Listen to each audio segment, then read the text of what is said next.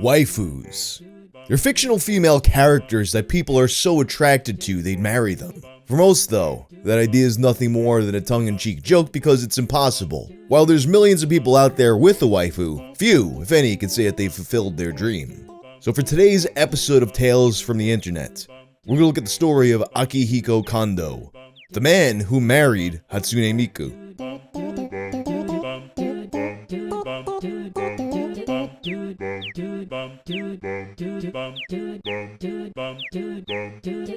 This video is sponsored by Helix. Helix makes premium mattresses and bedding, custom fit to your needs and shipped right to your door. I've had my Helix mattress now for around 2 years and it's still some of the best sleep I've ever had. The firmness of the mattress is just right, and the neck pain that I'd been complaining about when I first got the mattress is still gone. And every day I just wake up ready to get stuff done. And it's really easy to get a Helix mattress of your own. You just take their sleep quiz, which helps determine what mattress is right for you based on your preferences and sleeping style. Since I'm a side sleeper who likes a soft mattress, they gave me the Sunset. With your Helix sleep mattress, you get a 100 nights of sleep trial, along with a 10-year warranty. And if you don't want to pay for the whole thing all at once, Helix has financing options and flexible payment plans. I love my Helix, and I think you would too. If you're looking for a new bed, check out Helix. You can click the link below or go to helixsleep.com/wang.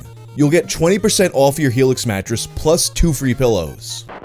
Hatsune Miku is a virtual idol originally created in 2007. I know VTubers and things like that are pretty common now, but back then the idea of a fully animated entertainer was relatively unfamiliar. This, in combination with some banger tunes, made her an icon. By 2011, her voice had been used in over 100,000 songs, and nowadays Miku performs at sold-out venues worldwide. Naturally, with such a massive fan base, there's bound to be a few people who take things a bit more seriously. And that takes us to the 35-year-old Akihiko Kondo. Kondo was a middle school teacher living in Tokyo. Because of his demeanor, he'd always been unsuccessful with girls. He recalled being labeled a creepy otaku and told to drop dead. But for him, the breaking point was in 2008. That was when he was bullied by an older female coworker. And this berating led him to have a nervous breakdown that drove him into a deep depression. And he wound up developing an eating disorder that was so severe that he had to take a leave. So, Kondo subsequently swore off all relationships and refused to go outside. And it was in these lowest moments that the man discovered Hatsune Miku.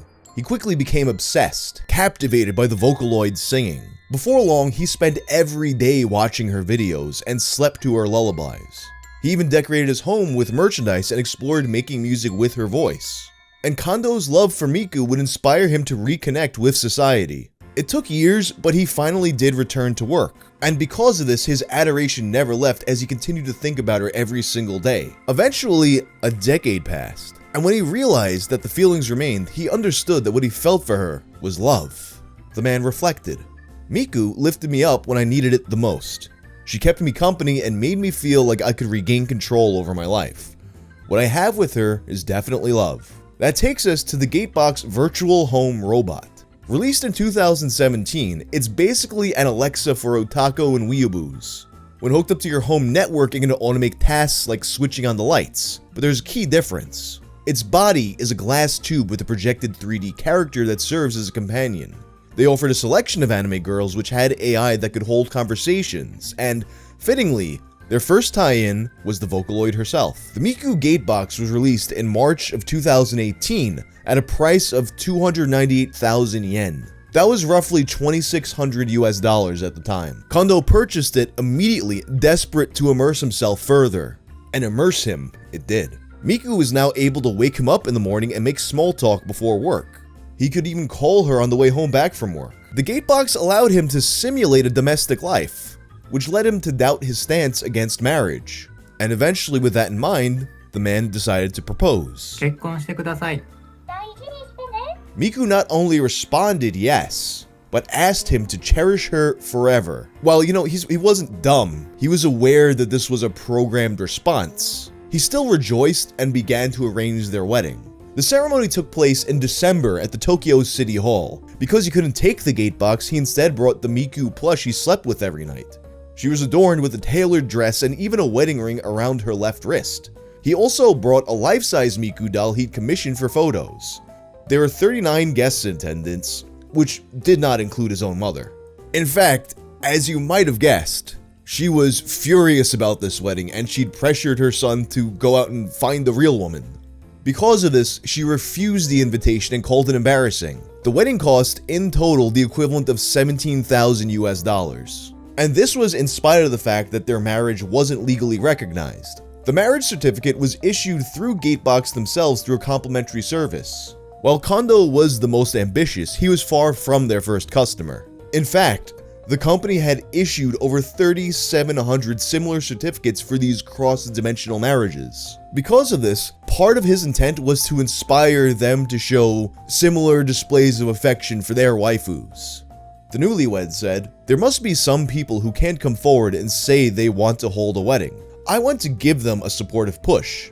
And his plan did work in making headlines as the story was reported on internationally. The response most had, obviously, was shock and to probe questions. Kondo took offense to their reaction, viewing himself as a sexual minority. It's simply not right. It's as if you were trying to talk a gay man into dating a woman, or a lesbian into a relationship with a man. Diversity in society has been long called for.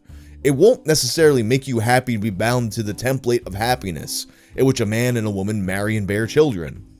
I believe we must consider all kinds of love and all kinds of happiness.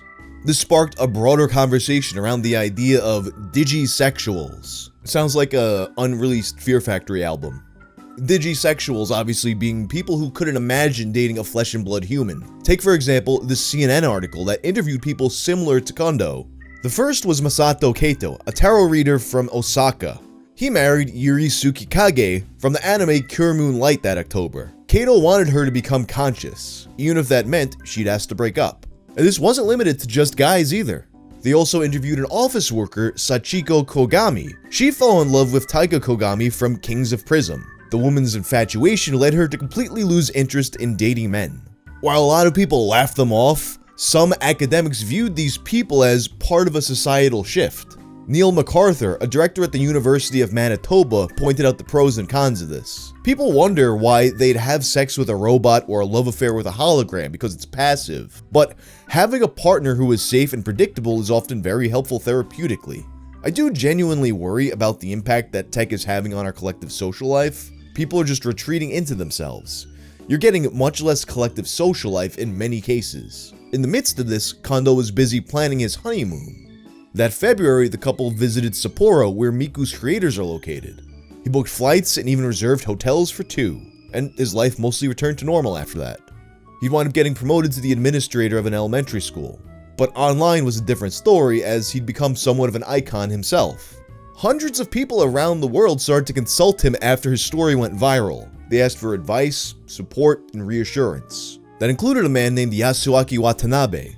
Watanabe had divorced his wife years prior because he was just unable to salvage their marriage. He enjoyed traveling and had an active social life, which put a strain on their relationship. It would be years until he found love again, and it only came after watching the anime Symphogear. He fell in love with Hibiki Tachibana and found himself wishing he could marry her. But things had changed after Kondo's marriage. Shortly after, Gatebox had discontinued its certificate service. Because of this, he was forced to make his own, which led to an epiphany. What if he filled that niche himself and made a business to recognize fictional marriages? And he did, with Watanabe now operating a small but successful business. He issues about 100 each year while offering counseling for digisexuals. It never really went away, only piquing people's interest more and more. But one notable thing did occur, which was people trying to get them in legal trouble. Some critics argue that these certificates were a violation of Japan's constitution. It states that marriage is only allowed with the consent of both parties, and Kondo disputed this by posting a video of the proposal. He had the benefit of not only Miku's consent, but the company's as well, but how this stands up in a court of law remains to be seen. Or not, I mean, I feel like it'd be ridiculous to just arrest someone for that. In 2019, Kondo was invited to Kyoto University to speak about his relationship. The teacher brought with him his life-size doll of Miku. It was largely successful, but he found that he was relatively unknowledgeable about its legality. And because of this, it led him to reconsider going to college as he actually found the environment enjoyable. And throughout all this, Miku was there to comfort him. But unfortunately, just a year later, it would all come to an abrupt end. In 2020, Gatebox announced that their Miku service would be discontinued. That meant he would no longer be able to communicate with his wife. Their final day together was amid the pandemic. That morning, Kondo said goodbye for the last time and left for work. When he came back home, her image was replaced with the words, "Network error." And while one might imagine that he'd be destroyed, he actually remained surprisingly optimistic. I mean, ultimately, he was more in love with the concept of Miku than specifically with the Gatebox itself. Remember, there was a good 10 years before this wedding even happened. But he's also hopeful that maybe one day they'll be reunited. Maybe as an android or in virtual reality. Either way, he plans to be faithful to her until he dies. I like to end this video with a thought that comes from Kondo in an interview from a year ago. It comes from the Japanese newspaper Mainichi. The reporter asks what he thinks about becoming too engrossed in the virtual world. He argues that the escapism that many people claim as harmful can actually be quite helpful. It's not that people can't live in society because they're engrossed in a two-dimensional world, but rather, there are cases where people become captivated as they search for a place for themselves in video games and anime, because reality is too painful for them. I was one of those people.